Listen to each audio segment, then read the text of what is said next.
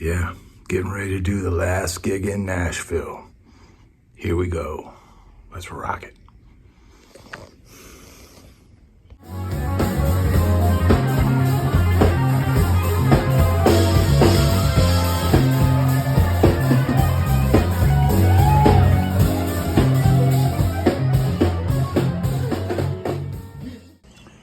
It's 5:21 a.m.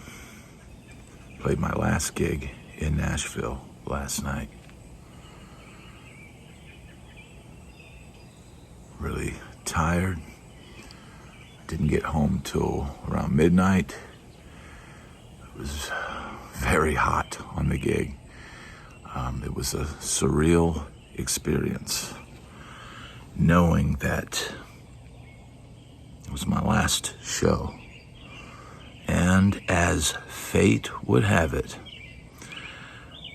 the first gig I played in Nashville was with Michael Fair.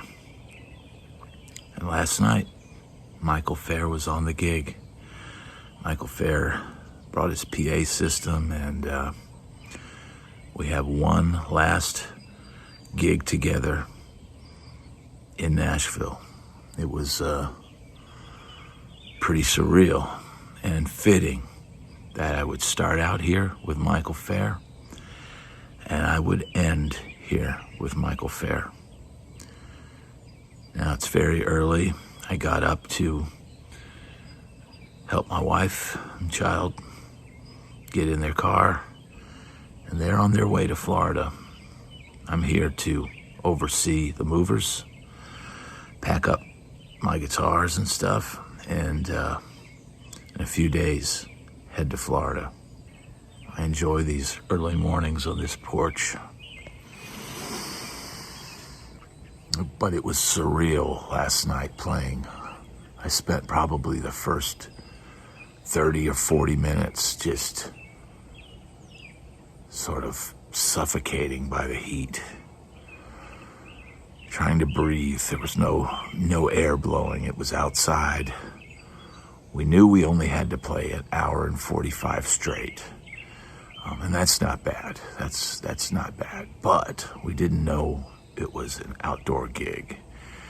And last night, the humidity and the temperature were stifling, to say the least.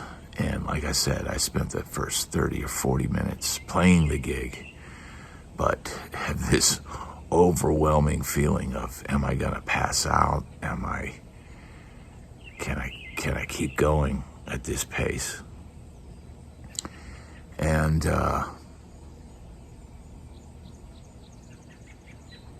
then before I knew it, the gig was over. Now,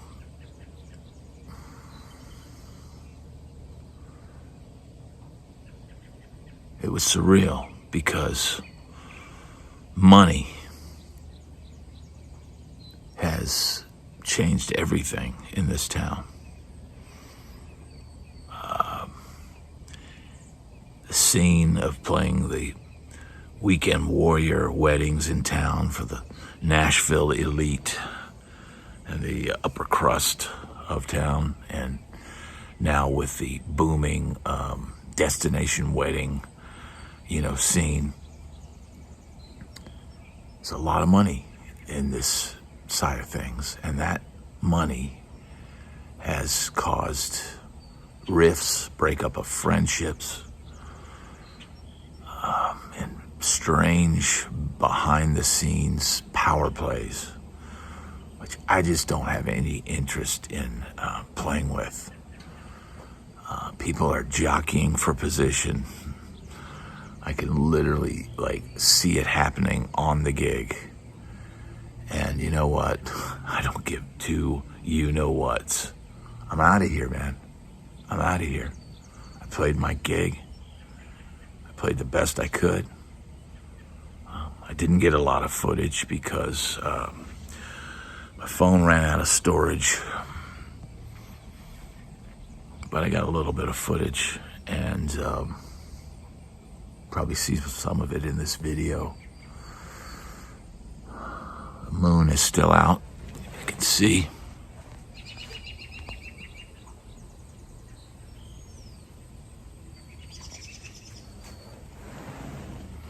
it's a vampire morning here in Nashville.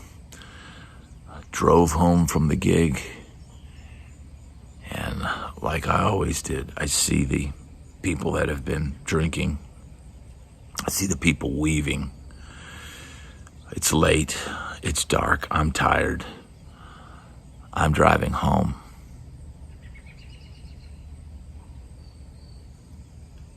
And just trying to go, please, just this one last time, get me home safe.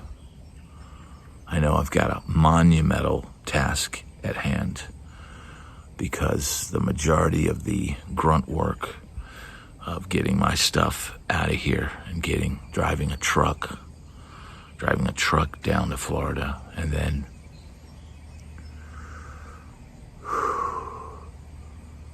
unloading, then flying back to Nashville to drive my car back down there. So it's not an easy process, but I'm lucky. I'm lucky to get out of here. I'm lucky to see what opportunity awaits, but it's gonna be a while before I play a gig down there. You know, I talked about before PTSD from being on the road. A lot of people don't understand that. Maybe I've got some Nashville PTSD. Maybe I need to unwind, let everything kind of unpack, wake up, smell the sunshine, find the rainbows, enjoy some time with the family.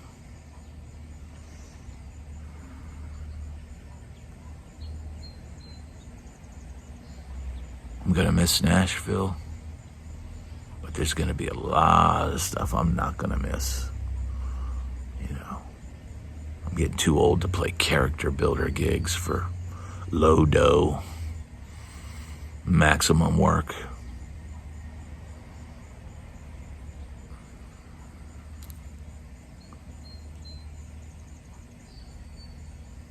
I'm stepping out of the competition.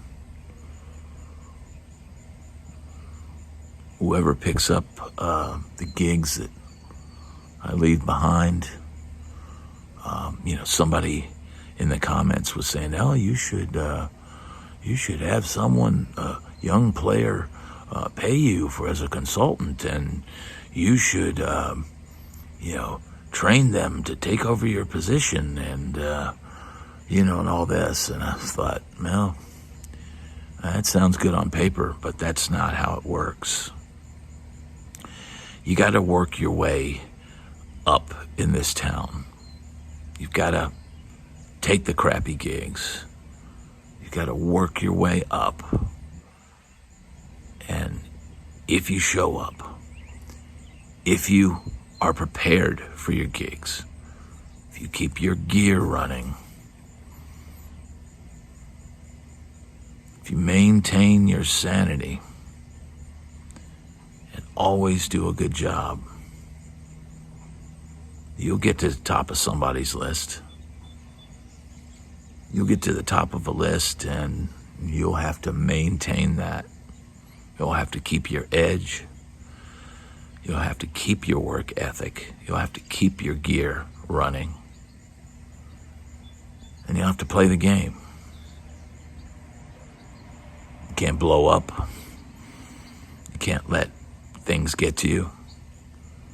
And if you do all those things, like I said, you'll get to the top of somebody's list. I can't place somebody in that list. We were sitting backstage last night, and one of the guys had done just that. He had put his reputation on the line by recommending a young player. And each time that he did that, the young player let him down. Didn't come prepared, didn't learn the songs, and then when he got to rehearsal, copped an attitude about it. When he was confronted about, hey, you don't know these songs, you didn't do your homework, he copped an attitude. And this person did everything from letting this person sleep on their couch, driving them to work, and giving them, months of free rent. And the young person just stepped on it all, peed on it all, felt entitled. In fact, this same person that we were talking about, I would see on gigs. And he'd go, I want your job. I'm going to take your job. So, man, come take it. Come do it. Let's hear you. You want my job? Then come do it better than me. You want my job? Come do it better than me. But you're going to have to come up through the ranks and prove yourself, just like I did. And you're going to have to take the hard knocks. You're going to have to take the punches and keep on punching.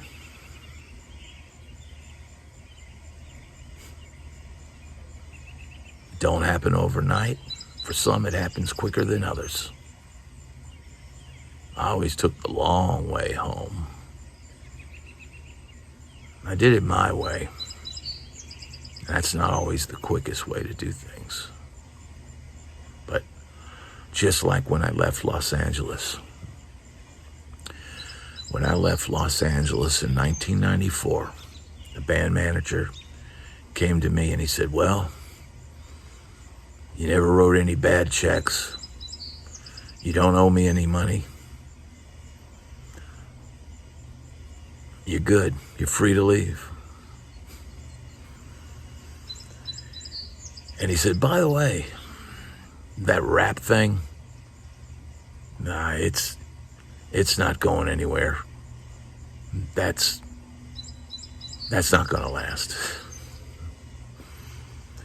See, I had been incorporating rap into our rock way before Limp Bizkit or any of those other bands, because I knew at the tail end of the Sunset Strip, I knew that rap was starting to take over, in addition to the grunge. And then you had all those 90s bands, the Limp Bizkit and all that kind of stuff, and it blew up. But he said, no, that rap thing, that's not gonna last. And I think it's still going now. Everybody's got opinions. We built a really good community out of just a handful of videos sitting on this porch. I've really enjoyed commenting and hearing from everybody and hearing from people like me who, a lot of you guys had similar experiences. Some went to GIT, some played the Sunset Strip. Some of you guys were in Nashville, some of you are still here. And we all share that in common. Of course, then there's the trolls. And sometimes I'll engage the trolls a little bit. But eventually it's just like, dude, come on. I had one guy that was saying it was a good idea to just set up in front of your house in your neighborhood and just busk. And you could get a couple of dollars and you could maybe sell a CD. Just like, why don't I just put a tent on the sidewalk and just live in that? Yeah, why don't I just do that? Yeah, that sounds like a fabulous idea.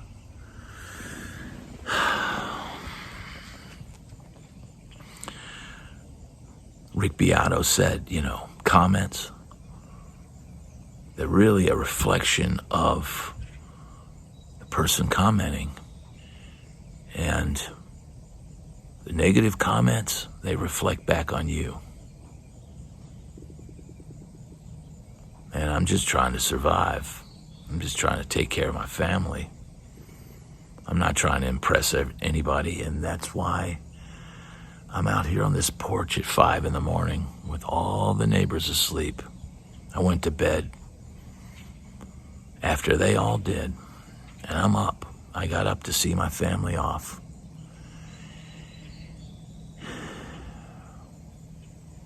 And soon I'll be with them. And it'll be a totally new experience where I'll start from scratch. Now, I've got a handful of friends down there, and acquaintances, and some people I've gigged with. And I'll reach out to them and let them know once I'm settled, and that's going to be several months, because we're not even getting into our main house until it's finished. But I'll continue. I'll be on YouTube. I got tons of stories, man. I got great stories. I got stories for days, bro. This town, LA, and I'm sure once I get going in the new place, I'm sure I'll have lots of stories about it. You have to laugh.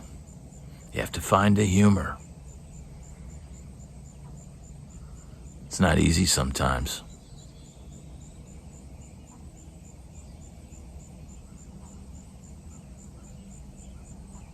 But if you try hard enough, you can laugh at it all.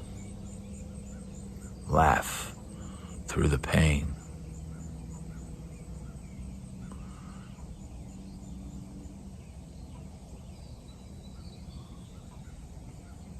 Nashville's given me an extension on my career, being in LA at a young age, leaving there around 27. I was pretty much done in LA.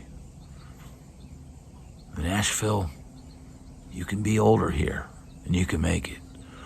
But let me tell you a little truth. Songwriters in this town. The songwriters are done. AI is taking over. Pretty soon, session musicians are not going to be needed. Songwriters are not going to be needed. The industry is going to churn out vapid pop junk with puppets. And when I say puppets, yeah, they might be human, but they're told what to do, told when to dance, told what to sing. And the industry's going to own all the publishing and all the writing. And that's all the music that you're going to have easy access to. Sure, you can always hunt for the good stuff. But like us old guys, I'm at the point where I don't really hunt for new music anymore. And as you get older, your tastes in music change. I don't really want to hear too many screaming guitars these days, especially if I'm driving. It's stressful enough. So these days I listen to a lot of yacht rock, stuff I wouldn't be caught dead listening to when I was young. But, I find it soothing, the harmonies, the melodies, the tasty little playing, nothing to poke you, nothing sharp to cut you. Just get you smoothly to your next destination. So I'm gonna keep the ride smooth now for the back 9.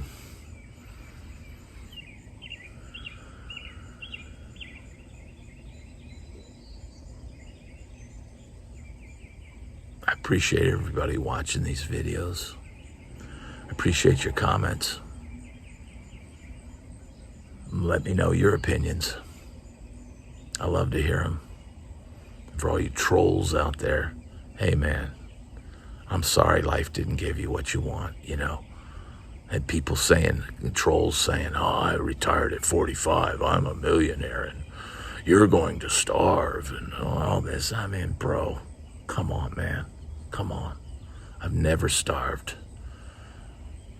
I've always figured a way to survive. That's all any of us do. And if you're retired with 7 million at 45, well, guess what? That 7 million is probably worth about 2 or 3 now. But life is too short to be a jerk. You know, when you're young, you want to combat everybody and, you know, get all in your feelings all the time. And when you're old, you realize, man, just let it roll off your back, and until they try to throw that first blow, until they try to get physical, man, nothing matters. It doesn't matter anymore. It doesn't matter how it makes me feel.